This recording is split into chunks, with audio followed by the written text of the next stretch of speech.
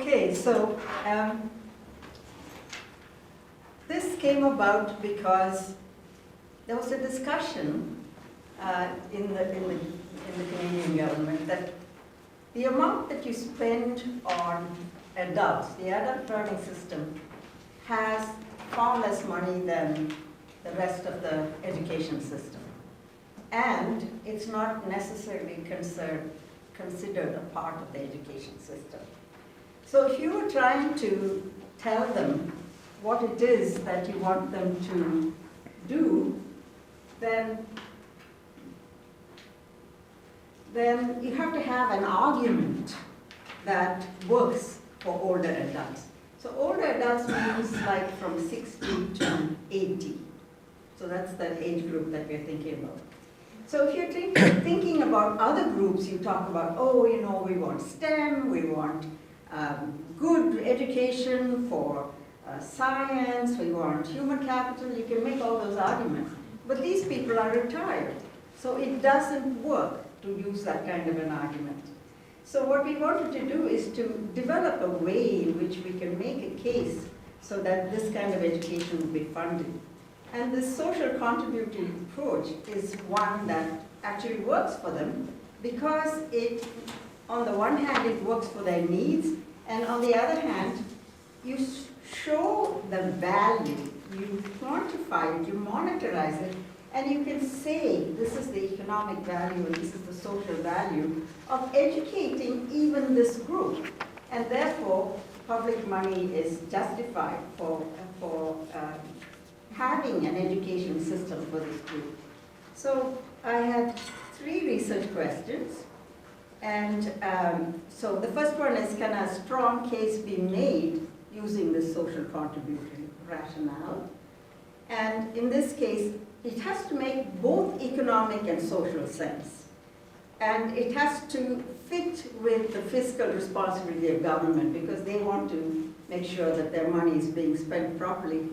And it has to be that show that educating older people is going to help not only them, but it's going to help the whole country, it's going to help everybody. And in that case, you know, it really is deserving.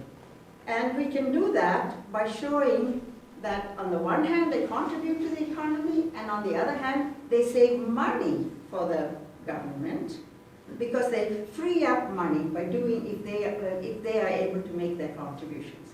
And so for this I use national data.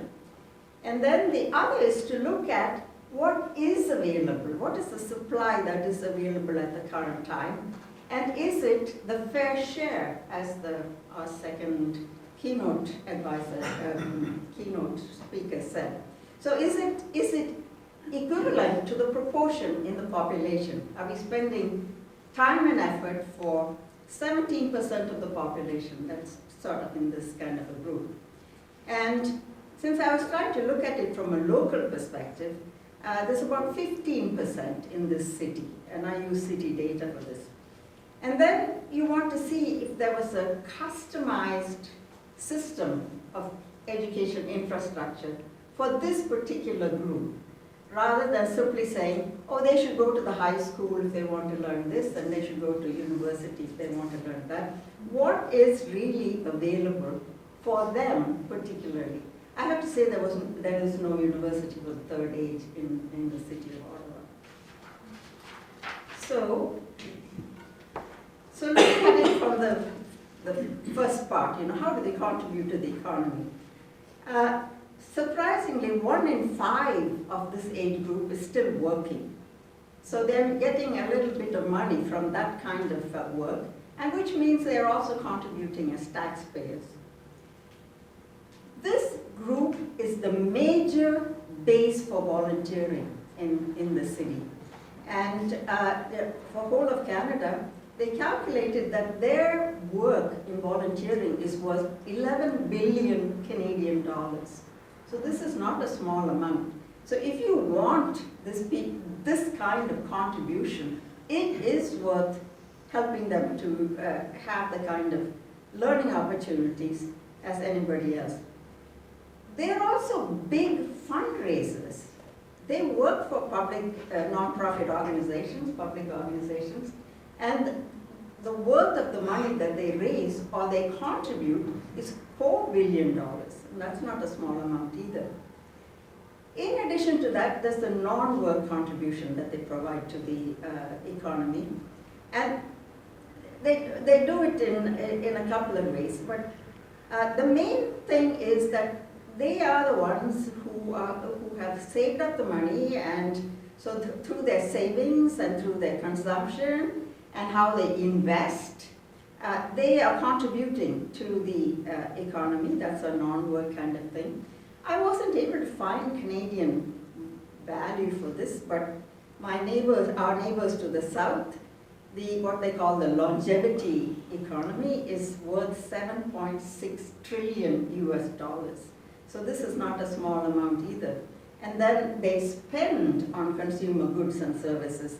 In Europe, if you're interested, it's 3.7 trillion euros. That's how much the senior people invest in the economy. So you should try to maximize the potential of what it is that they are able to contribute. So if you look at how they save for the public budgets, 92% of them live on their own. Now, if they lived in collective dwellings that are supported by taxpayer money, governments, and so on, that would cost the government. But because they are living on their own, that's a savings to the government. In addition, they are big self-carers. They care for themselves, and they provide care to spouses in particular, but also to other elderly people. Oops, I have an error here. It's 2017, not 2007. There were 1 million people who were caregivers, so they're giving care to other people, which means that they're not receiving money for public cares. And they also do unpaid work by providing services to family and to other seniors. Just for example, there were 57,000 grandparents who were caring for grandchildren. So that's non-paid kind of work that they are providing. So can you do social contributory rationale? Yes, you can do that. You can look at it from a social point of view as active citizenship, which means you're looking at the wider participation in economy and society, and not only looking at working, but non-working contributions and the savings to the public budgets. You can make a fairly strong case. And even in addition to the monetarized part that I talked about, there are also other contributions they make, such as by voting or by recycling waste, and the kind of individual responsibility that they are able to exercise. So the collective value of human capital in older adults is something that we can really benefit from if we help them to keep up with the evolution of knowledge, the new technologies, and the new demands of citizenship, so that they are also acting responsibility and taking responsible decisions. So let's go to the second one. So we're saying, is the supply of learning a fair share? What is available in the city of Ottawa? In Canada, there are about 17% of older adults nationally, and it's about 15% in the city. I wasn't really able to find a lot of information about the supply of learning opportunities, so I'm using more or less ad hoc kind of information. They do not appear to be worth 17% of the population. Most of it, a lot of it, is offered as recreation rather than as learning opportunities. So, and the size of the sector is very small. So if you look at the Algonquin College, it's one of our biggest colleges, there are 20,000 regular students. But for the older Canadians, they have 80 spaces in a year. So I mean, that's not a whole lot of availability for older adults.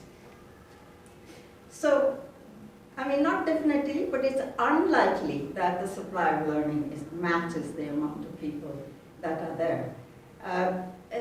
And if you look at how much they're spending, the city of Ottawa refused to give me an amount.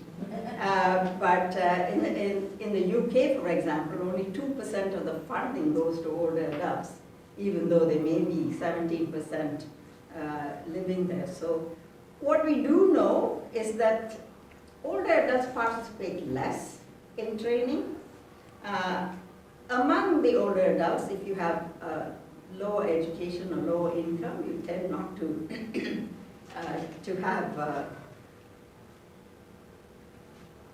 to go to learning kind of events.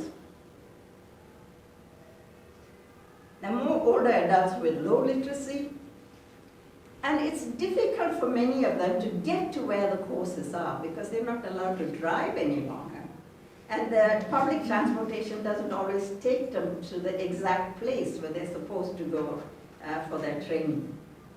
So we talk a lot about e-learning, and digital literacy is rising, but many older adults, that's not what they want. They want a kind of a social learning kind of an environment rather than learning on their own.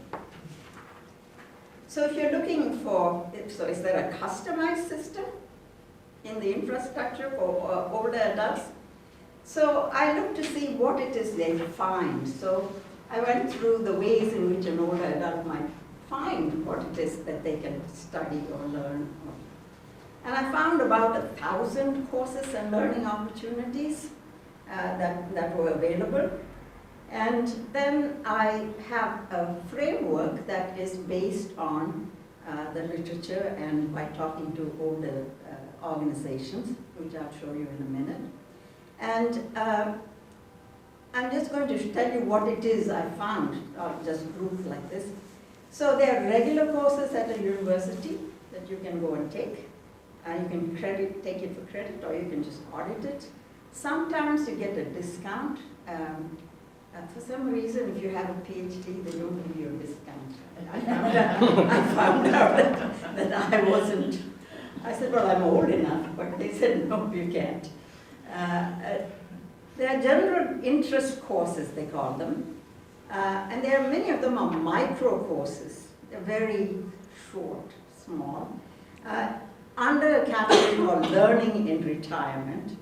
So the kind of things that they have, they're under topics like arts and crafts, business and finance. And the courses they have are like babysitting, cooking, dance, do-it-yourself, fitness. You can also take languages, and you can do self-development. And the city of Ottawa provides personal interest courses in community centers. So I went to check them out, and the thing that they had was driving refresher courses, so that when you get older, you can have something that was more directed to older people.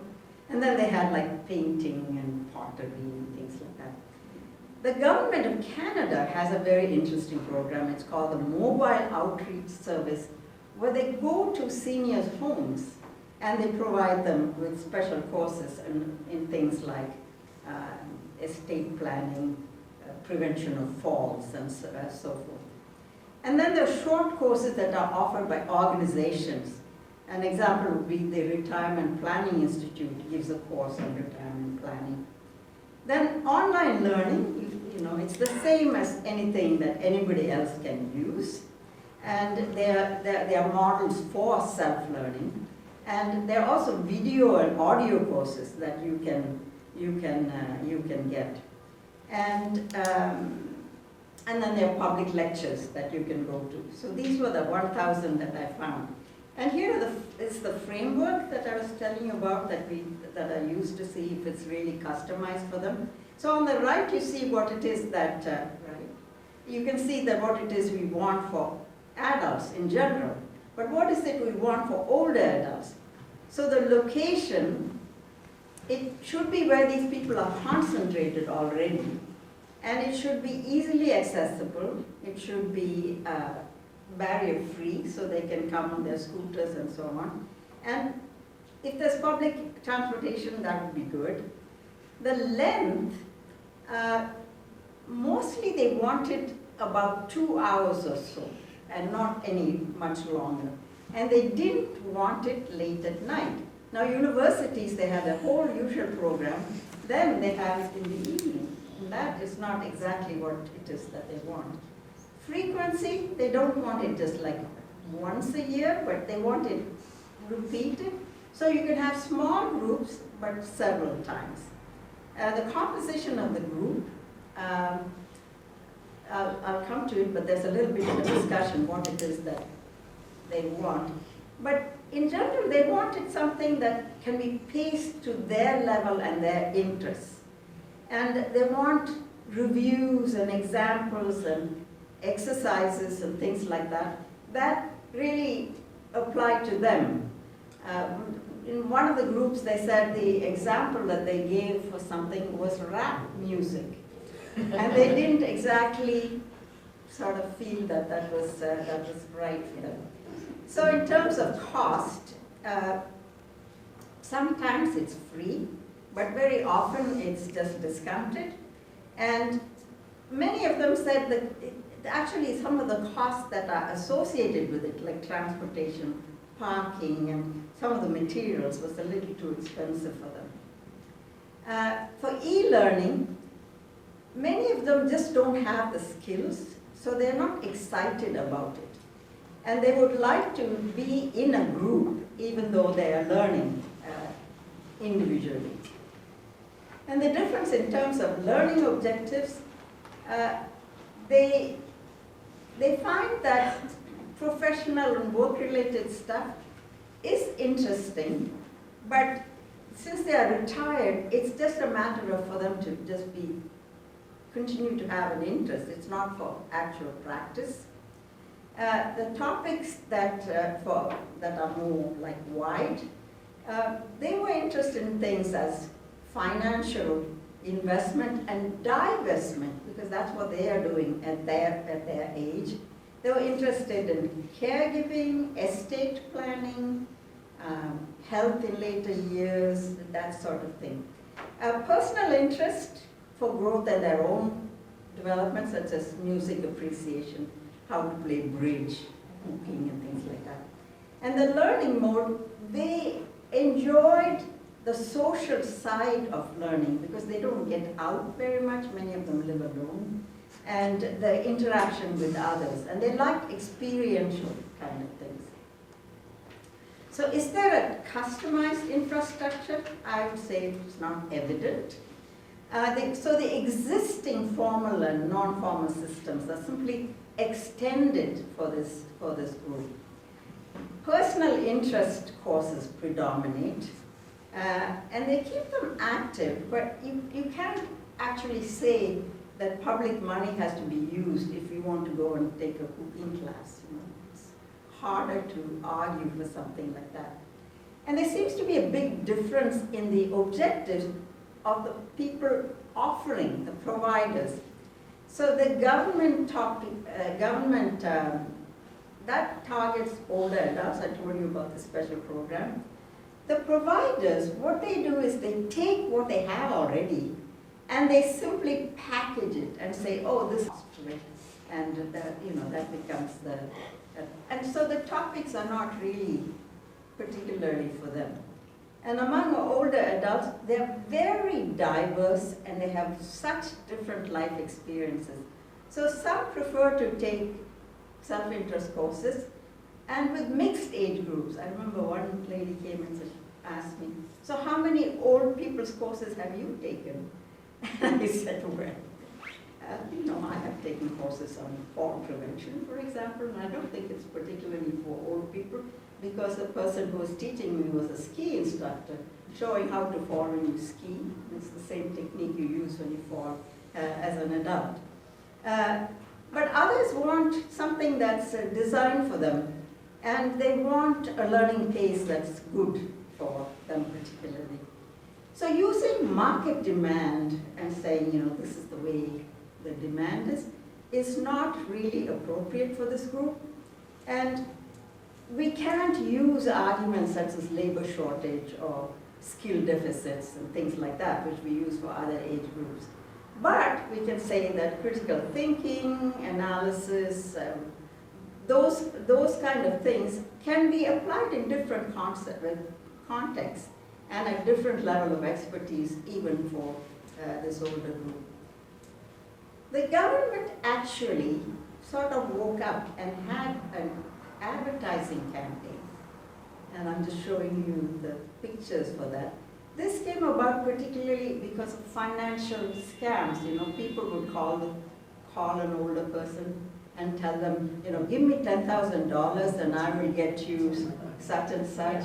Or say, I'm calling because your grandson is in the hospital and, you know, please come and give me this much money and so on and so forth. So on this side particularly, it was protecting your personal and financial information, how to prevent scams and so on. On this side is, I'm pointing here rather than there. So that side is on the scams, and this side was about nutrition and physical activity and so on and so forth.